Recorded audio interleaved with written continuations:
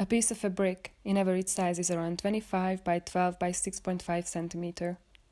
All the elements are involved in order to create this single object: water and soil from the mud, and fire which needs oxygen in the kiln. I consider brick as a starting point in human civilization, since these common objects defined our man-made environment thousands of years ago. At first I used bricks as a linguistic metaphor, and I staged them in my video performances to illustrate my stories. Recently I started to create bricks from different materials that are assigned by words, reflecting both to their composition and human traits. My idea is to symbolize the elements of personalities and the burdens of repetitive patterns. We build walls, borders around our intimate spaces, cities and countries, just as how we build social constructions and identities. But what is beyond our limits? How long can we frame and isolate spaces? And how can we break through when it's required? I wanted to connect my work to the last story.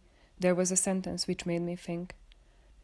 We need a place where we can select from the ideas and collect inspirations. In my new series, I engrave positive action words following the ABC to handmade ceramic bricks. It would be great to see a version of my installation in a public space where people can have a chance to deconstruct and reorganize them. If we look at the materials, where they come from, what informations they preserve, and how they can function in so many different ways, we will see there are endless opportunities.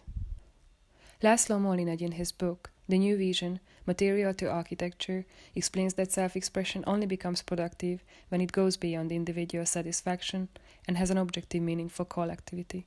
I would like to consider my brick constructions as alternative exercises and explore their therapeutic effects until I find the answers to the questions: what values or principles are helping us to build identities that are productive to the whole, and how can we collectively decide about these standards? I believe it's time for evaluation.